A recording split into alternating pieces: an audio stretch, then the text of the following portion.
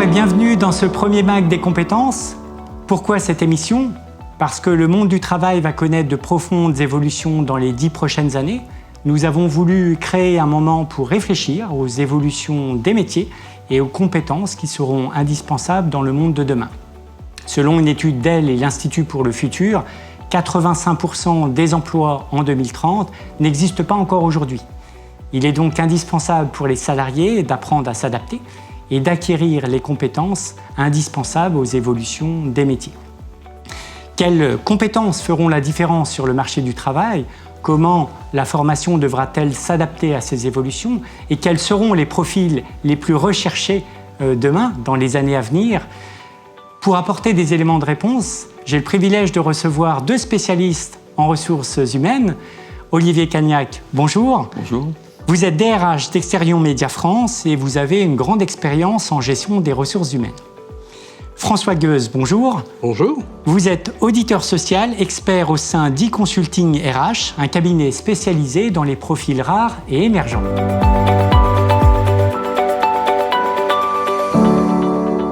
Une question simple autour des métiers. François, quels sont aujourd'hui les métiers les plus recherchés par les entreprises ?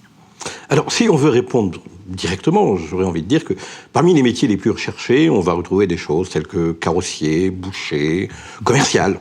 Mais je pense que derrière la question que vous venez de me poser, en fait, il y a surtout le sous-entendu de tous ces métiers liés à la digitalisation, dont on parle beaucoup. L'impact des nouvelles technologies. Voilà, tout cet impact des technologies pose question, on ne sait pas très bien où l'on va, et on est parfois en train d'essayer de regarder, essayer de comprendre avec notre boule de cristal ce dont on va avoir besoin.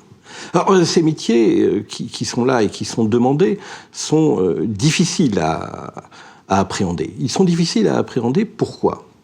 Si on reparle de ces métiers du digital, il y a eu quand même quelques essais, quelques tentatives que d'élaborer des référentiels métiers au niveau européen ou au niveau français sur ces métiers du digital, histoire de mieux les cerner. Mais quand on regarde bien ces référentiels, en fait, eh bien, on a un petit peu de difficulté parce que ça bouge en permanence. Ce sont des métiers qui sont émergents, avec des compétences émergentes, dans des organisations qui essayent de les insérer. Et donc, en fait, ces métiers, parfois, sont un petit peu difficiles à qualifier parce qu'ils sont différents d'une entreprise à l'autre. Il n'y a pas deux community managers qui font les mêmes choses. Il n'y a pas deux développeurs ou codeurs qui font nécessairement la même chose. Tout est lié à l'organisation et les compétences qui sont là derrière sont différentes et les attendus seront différents pour chaque entreprise. C'est parfois aussi ça qui explique la difficulté que l'on a à définir et identifier quels sont ces nouveaux métiers.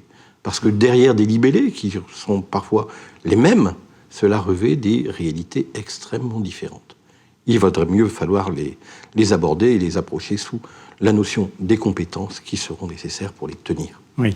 Alors en parlant de compétences, Olivier, vous avez développé au sein d'Exterion Média France des solutions pour acquérir des nouvelles compétences pour vos collaborateurs.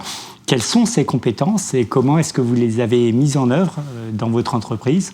Alors effectivement, dans le cadre de notre projet d'entreprise qui s'appelle #EMF 2020 pour Exterion Média France 2020, on a mis en place, on vient juste de le lancer, ce qu'on appelle le passeport digital. Alors le passeport digital, c'est quoi ?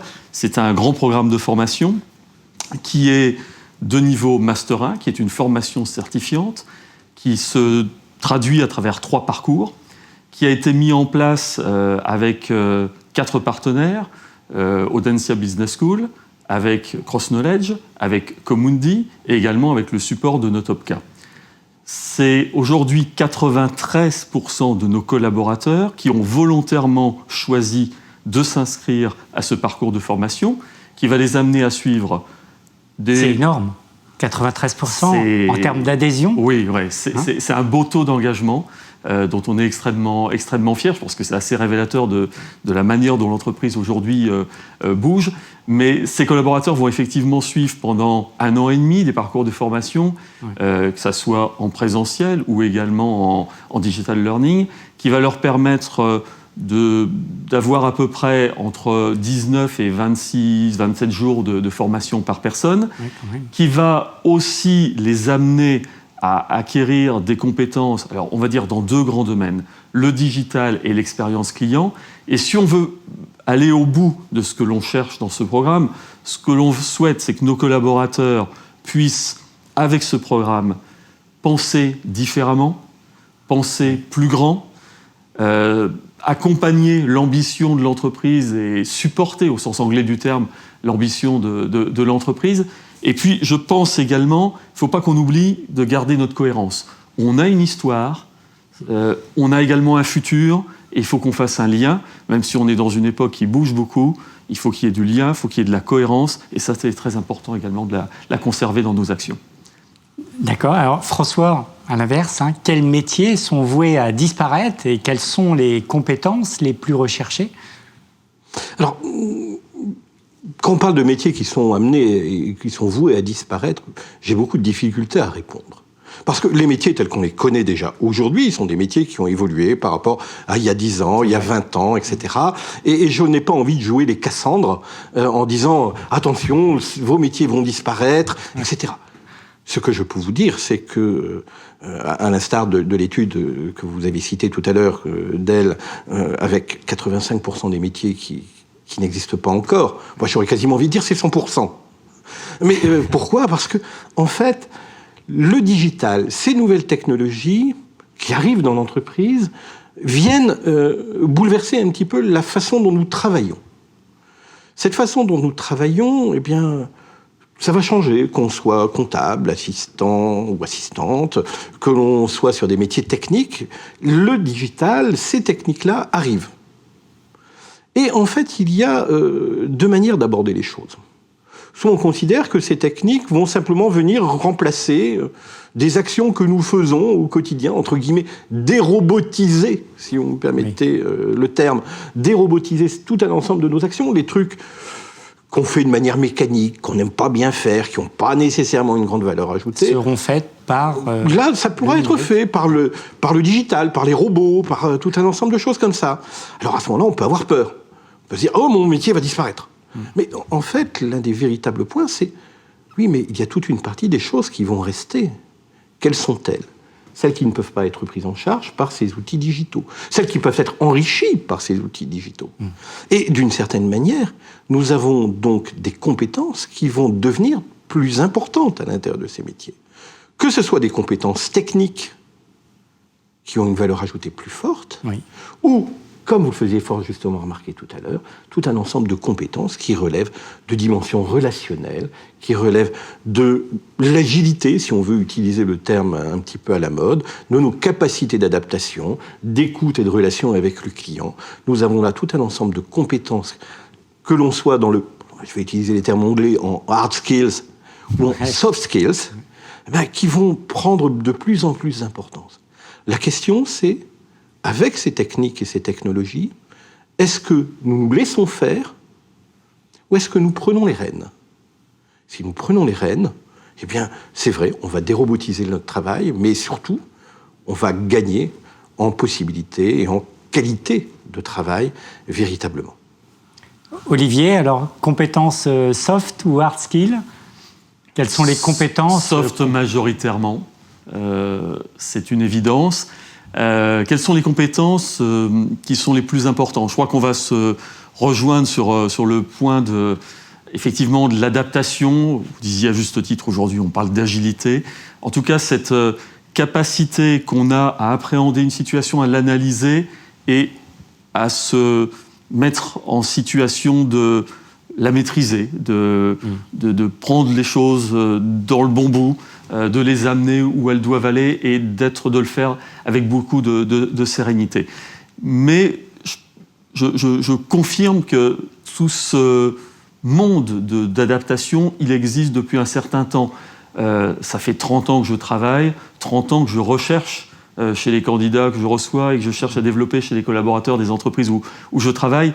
Cette compétence d'adaptation, elle est essentielle. Alors évidemment, les choses bougent certainement un peu plus fort aujourd'hui. Elles bougent certainement de manière différente. Elles bougent d'un petit peu partout.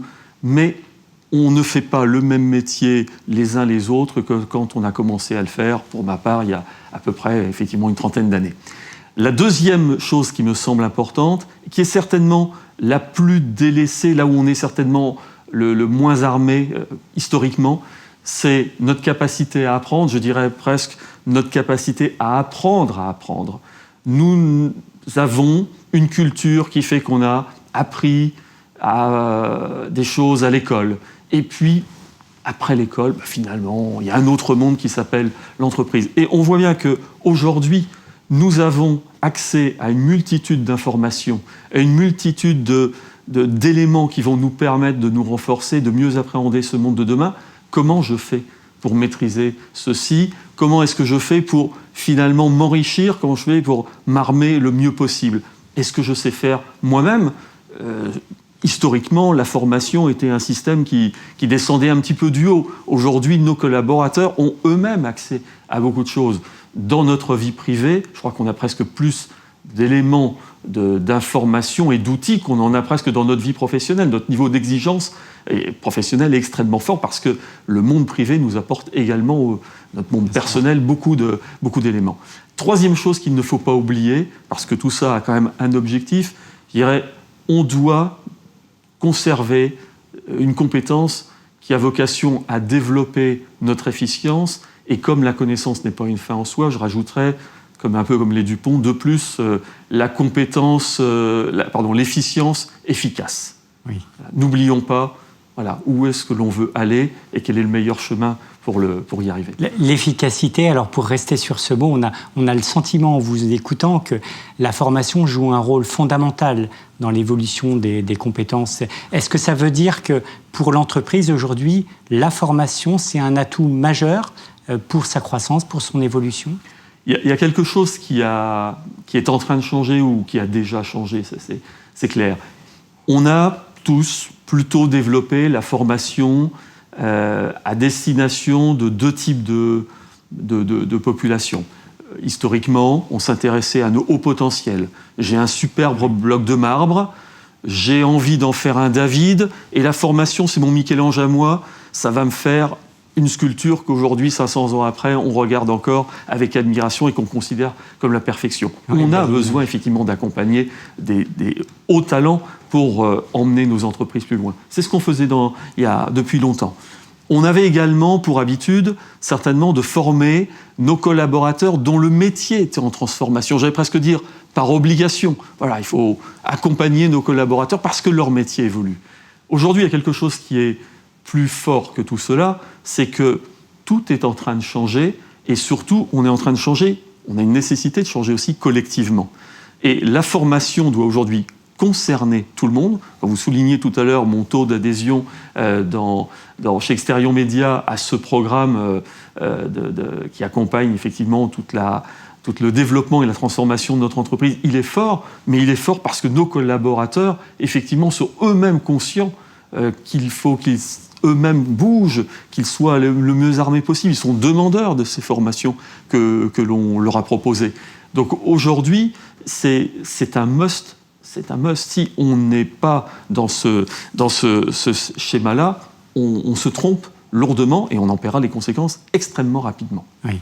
Alors, François, est-ce que ça veut dire que pour l'entreprise doit-elle suivre, former en fait le salarié tout au long de son parcours et l'accompagner tout au long de sa carrière? Ou à l'inverse, est-ce que c'est au salarié de prendre en charge son programme de formation? Alors, après Michel-Ange, moi j'ai envie plutôt de reprendre Kurnonski. En fait, je pense que, pour rebondir un peu sur ce que vous disiez, nous avons eu une logique de la formation professionnelle qui reposait bien souvent sur l'apprentissage d'un certain nombre de recettes. Le monde change. Les ingrédients de la recette ont changé. La vraie question, c'est peut-on former et comment fait-on pour former nos collaborateurs, les collaborateurs des entreprises, à la gastronomie? La gastronomie, j'ai pas de recette, mais je sais que j'ai des ingrédients là, je vais les réunir et puis je vais faire quelque chose de sublime. Oui, on va avoir Michel-Ange après derrière. Mais pour en revenir sur ce point-là, quand on regarde bien, depuis des années, les différentes réformes de la formation professionnelle nous ont conduit à, d'ailleurs, réforme de la formation professionnelle ou réforme de la compétence. Je me pose de temps en temps la question. Oui. Mais ces réformes ont été conçues avec une logique principale qui était de considérer que le collaborateur allait être l'acteur de son projet professionnel, de la construction de son programme de formation, etc. Ok, moi, personnellement, ça me va bien. La seule chose, c'est que pour rencontrer un grand nombre d'entreprises, je remarque qu'il y a bien loin de la coupe aux lèvres. C'est-à-dire que, d'une certaine manière, le nombre de collaborateurs qui sont en situation de se prendre en main vis-à-vis de leur formation professionnelle est extrêmement faible. En fait, on va retrouver ceux dont nous parlions tout à l'heure, qui conformaient auparavant avec nos hauts potentiels, etc. Oui. C'est ce qui explique les différences en termes d'appétence formation qu'on peut rencontrer dans toutes les enquêtes qui nous sont sorties par le ministère. Mais que faire alors ? Eh bien, la vraie solution, elle relève, à mon sens, dans un premier temps, que de permettre l'autonomie de formation aux collaborateurs, de leur expliquer qu'est-ce que c'est que le système de formation, comment naviguer à l'intérieur. Quand on regarde le nombre d'acteurs de la formation professionnelle, c'est hallucinant. Ouais. Ça veut dire quoi en termes de qualité, en termes d'identification des programmes. Puis ça veut dire quoi aussi en termes de collaborateurs. Est-ce que j'ai conscience de la manière dont mon métier va évoluer ? C'est ça le mot-clé, l'autonomie du L'autonomie est certainement, et d'une certaine façon, nous allons devoir nous les former à l'autonomie. Oui. Vous voyez, on est là sur un jeu de billard à 3 bandes, d'une certaine façon, et qui est beaucoup plus compliqué que d'être dans la simple délivrance d'une recette. On vous dit, vous faites ça, vous faites ça, vous faites ça, vous faites ça. Oui. Non, là maintenant, l'une des vraies questions, c'est comment on fait pour vous donner les clés, véritablement, du système. Alors, pour conclure, Olivier, quels conseils pourrions-nous donner aux entreprises et aux DRH pour accompagner les salariés dans leur parcours de formation et pour appréhender l'avenir ? Alors, en préparant cette émission, il m'est revenu en mémoire une anecdote personnelle que je vais vous livrer.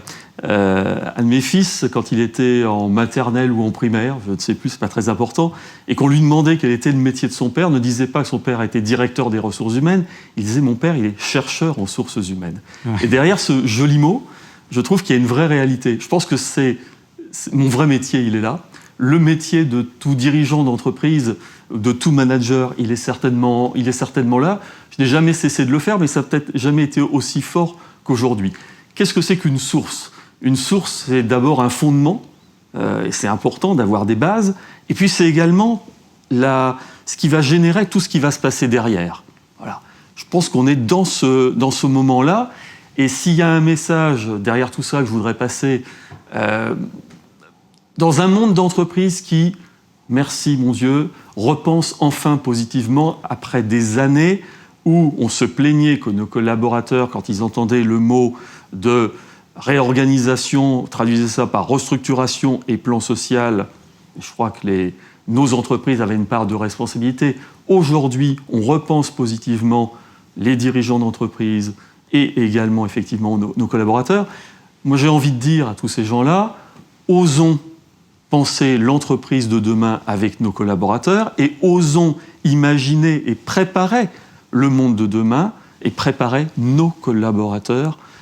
Ça, c'est quelque chose qui me semble essentiel aujourd'hui. Oui. François, donc, pour conclure, quels conseils pourrions-nous donner aux salariés pour préparer le monde de demain ? Une petite phrase toute simple. Affichez en grand, dans votre bureau, dans vos ateliers, etc., l'absence de curiosité est un vilain défaut. La curiosité, donc voilà. Nous resterons sur ce mot magique. Merci pour la qualité de vos échanges. Quant à moi, je vous dis à bientôt pour un prochain MAC des compétences.